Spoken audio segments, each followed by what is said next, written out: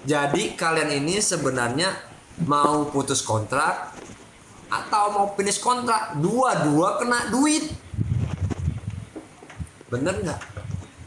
Putus kontrak salah, genap kontrak perpanjang juga dimintain duit. Apa-apa duit. Taiwan paling banyak calonnya.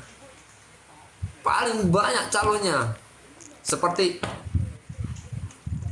gue jadi gak terarah nih ngomongnya nih. Jadi random banget anjing. Oke lah, mohon maaf guys, gue ngomong dari awal semuanya biar kalian ngerti ya. Gue ngomong sedikit lebih berat. Semoga ada orang BP2M di sini yang nonton. Gue ulang dari awal ya Pak ya. Ini sudut pandang saya terhadap PMI di Taiwan. Saya sangat setuju statement Pak Beni untuk menaikkan gaji. Nah, kalau misalnya tidak dinaikkan gaji, Bapak Beni, saya harap agar Taiwan tidak diistimewakan, tidak di apa namanya, anak tidak diistimewakan, tidak di apa ya, anak bawangin ya, tidak di anak bawangin terkait biaya agensinya, biaya medikalnya, biaya ARC-nya, biaya pasporannya. Kenapa saya jelaskan begitu? Bapak, kalau misalnya anak-anak yang bayar uang agensi, kalau agensi ini atau penerjemah ini tidak bekerja, mereka tidak tahu cara melaporkannya ke pihak berwajib. Logikanya gini, saya beli jasa orang untuk perbaikan listrik.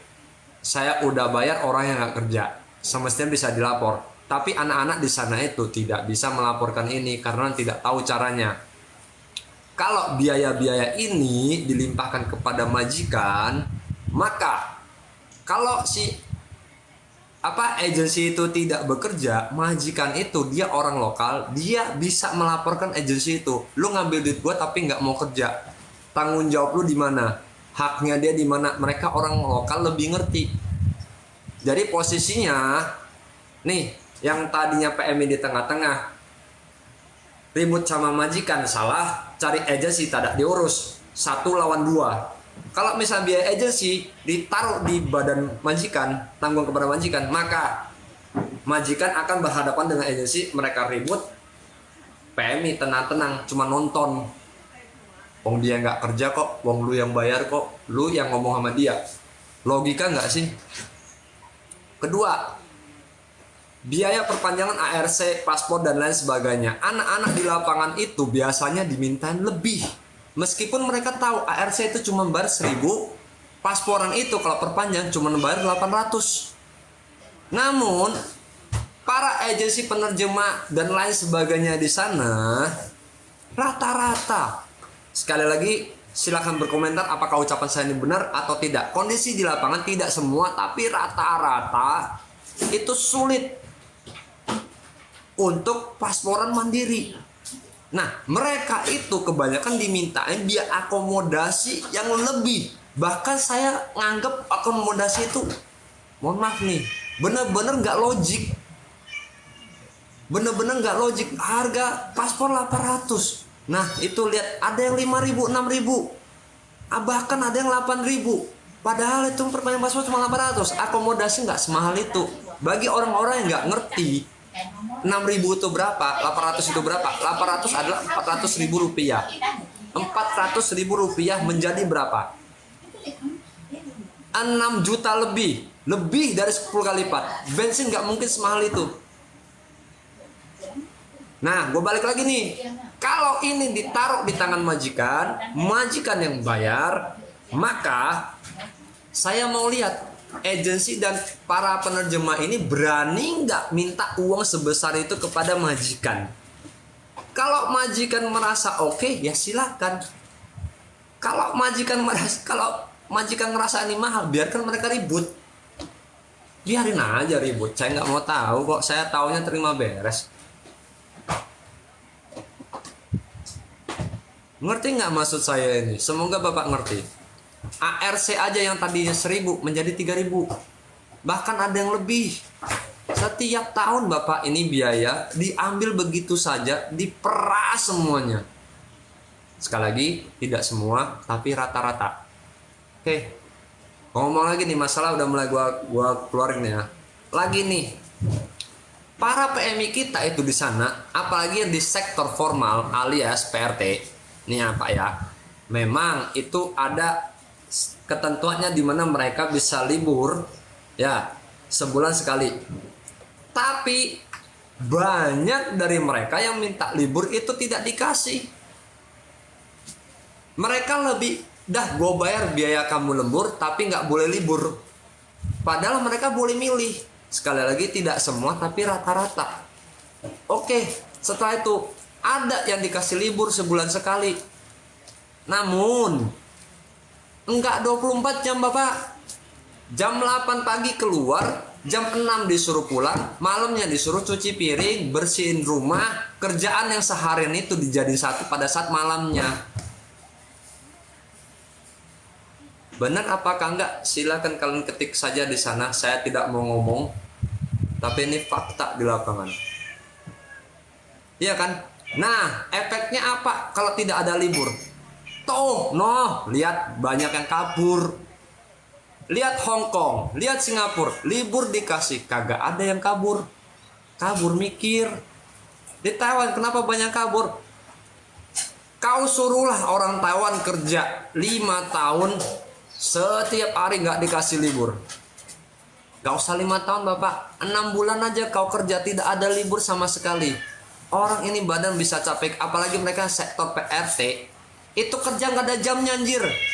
Nggak ada jamnya. Majikannya biasanya tidurnya bukan malam, tidur pagi, majikannya tidur, anaknya, kakaknya itu nyuruh bersih-bersih rumah. Ya kan?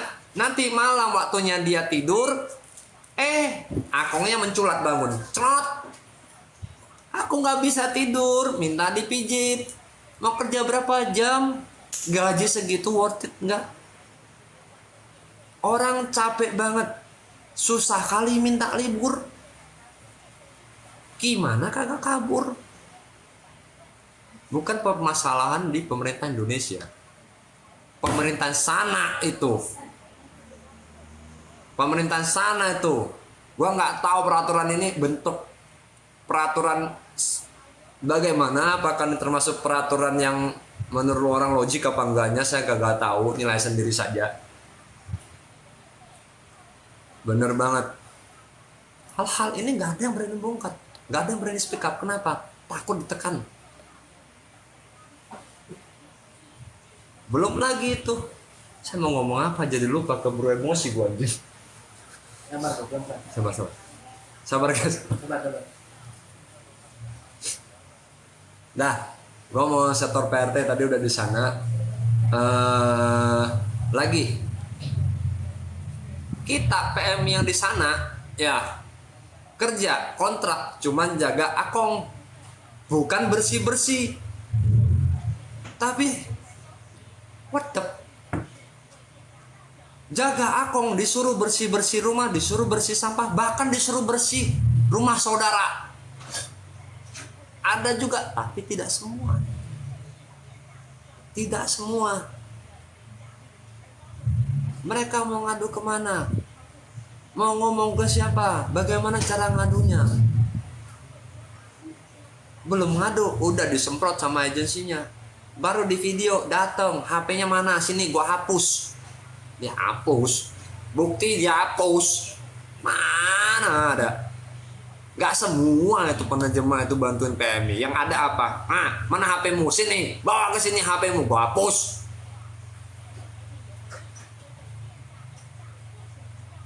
Ya enggak? Itulah yang terjadi sih Bapak. Ini gua udah tutup sektor formal. Mau ngomong nih yang lain lagi. Gua nggak tahu peraturan Taiwan itu dari mana yang mengatakan PMI kalau beli motor itu harus izin dari majikan. Peraturan dari mana? Saya nggak masuk akal sih dengan peraturan ini.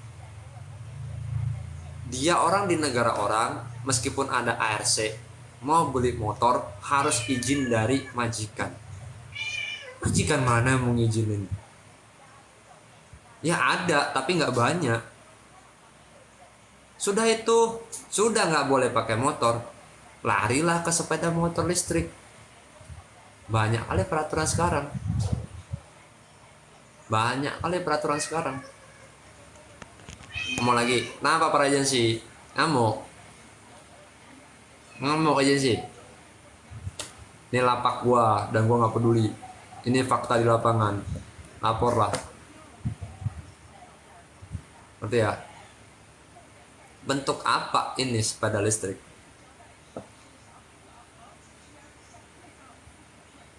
Heran nggak lu orang? Yang ngomong aja lah. Udah, gua nggak mau ngomong lebih panjang lagi ke belakang. Kalian bisa ngerasain sendiri apa yang gua omongin itu bener apa enggak, ya kan? Tadi itu semua nih, mungkin bapak tadi yang baru nyimak dari awal nih, belakangnya gue bilang putus kontrak yang formal nih PRT dimintain apa, biaya kompensasi, yang saya rasa tidak masuk akal. Kenapa saya bilang tidak masuk akal? Ini agensi bapak, dia ngambil duit sama majikan, ya udah ngambil duit dia nih, dia janjiin majikan gua bisa kerja di sana 3 tahun. Biaya 3 tahun ini udah diambil di agensi. Dalam peraturan di sana, peraturan sana ini legal. Karena ini merupakan biaya service charge. Yang berat di mana? Yang berat di kita PMI. Kenapa? Dia ngambil duit untuk service 3 tahun. Janjiin majikan gua kerja 3 tahun dan gua nggak bisa kerja di sana 3 tahun. Ya kan? Gua kerja cuma 2 tahun dan gua bener-bener udah nggak kuat, Pak. Tahu nggak? Dimintain biaya kompensasi untuk majikan ngambil PMI baru. Padahal kan semestinya ini orang yang udah ngambil 3 tahun, dia yang janjiin, dia misalnya dapat 20.000, kan dibagi 3, sebulannya 6.000. Lu balikin lah 6.000. Kan gue cuma kerja 2 tahun, semestinya lu yang balikin. Malah PMI yang disuruh bayar. Dan bayarnya nggak ngotak, biaya kompensasi kurang 1 tahun. Ada juga yang sampai minta 15.000. Karena pemutusan kontrak secara sepihak katanya.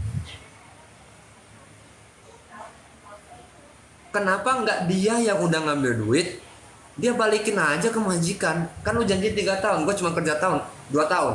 Lu uang lu ya lu bayar dikit lah ke majikan lu. Jadi PMI nggak ditekan. Tapi kan fakta lapangan begitu. Paham lo orang ya? Yang paham-paham aja lah, yang ngerti lah. Saya nggak mau ngomong lah. Pindah ke Jepang, saya support. Pindah ke negara lain, gak usah ngemis. Korea, Jepang, G2G dibantu pemerintah. Malaysia, Singapura bisa, Hong Kong bisa. Gak harus ke Taiwan, gak harus. Mau ngomong lebih banyak lagi nih. Capek sih gue bener. Kalau mau ngomong ini satu-satu ini, mungkin ada beberapa poin, mungkin ada 20-an poin nih kalau ngomong ini. Banyak yang gak masuk akal, Pak. Banyak yang nggak masuk akal.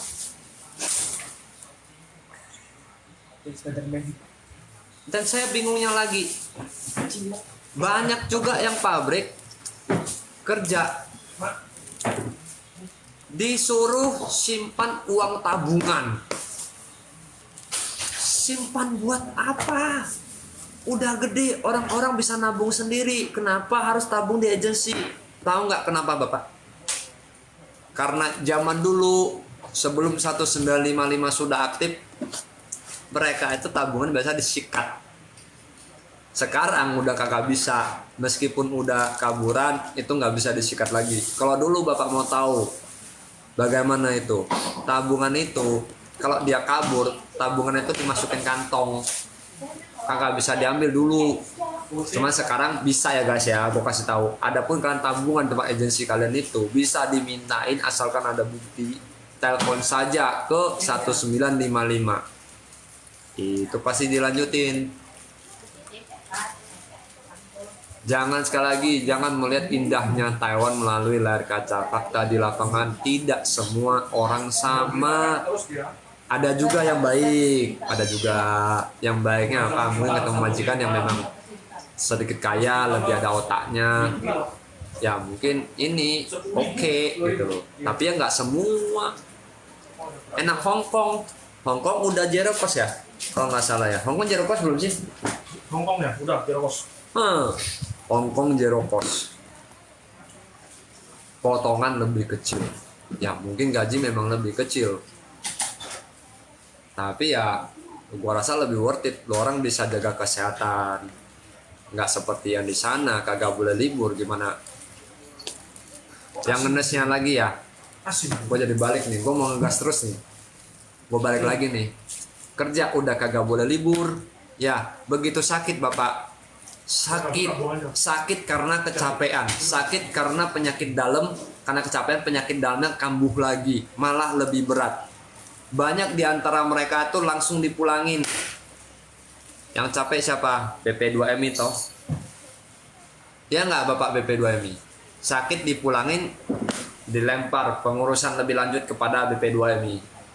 Bapak kok kau jadi disuruh-suruh dimainin gitu? Saya tanya dulu. Yang sakit pengen operasi, memang ada, bener ada beberapa agensi yang bantuin mereka ke rumah sakit, tapi kebanyakan ya kalau udah sakit pulangin.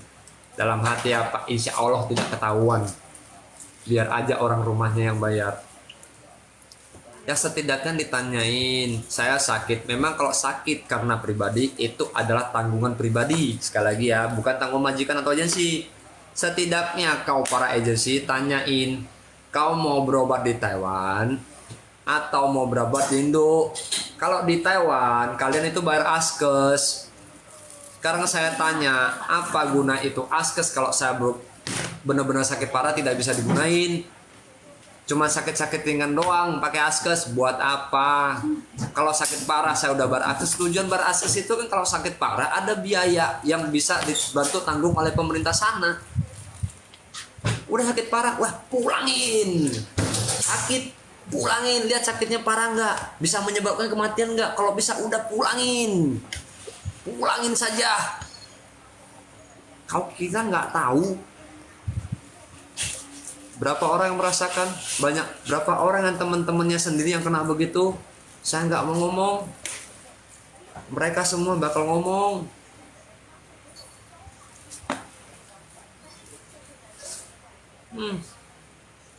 Bar askes buat apa? Nah, kenapa? Ngasih cuan ke orang Taiwan doang, tapi tidak bisa digunakan. Bener? Gitu masih ngomong kita ke sana cuan cien. Kalian cuan cien di Taiwan aja duitnya diperas balik secara halus. Pakai bahasa Taiwan kok. Saya sengaja nggak mau pakai bahasa Taiwan, tahu nggak kenapa? Saya cuman fungsinya mau manasin aja tuh agensi-agensi yang mulutnya comber, yang cepu-cepu itu. Mau sini, ayo gas-gasan. Kagak peduli gua. Kagak peduli, bener. Yang gua ngomongin fakta, tanya gitu anak-anak. Jangan kalian kira saya sudah di Indonesia, saya tidak bisa mengumbar fakta ini. Salah kalian. Malah bisa lebih parah nanti efeknya. Ya, kalau nggak mau mangkok kalian tuh bergetar, diamlah kalian. Biar gua nggak gas.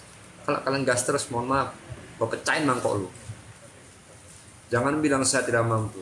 Selama apa yang saya bicarakan adalah fakta di lapangan dan anak-anak semua relate, ya tetap aja bisa dimanapun saya berada.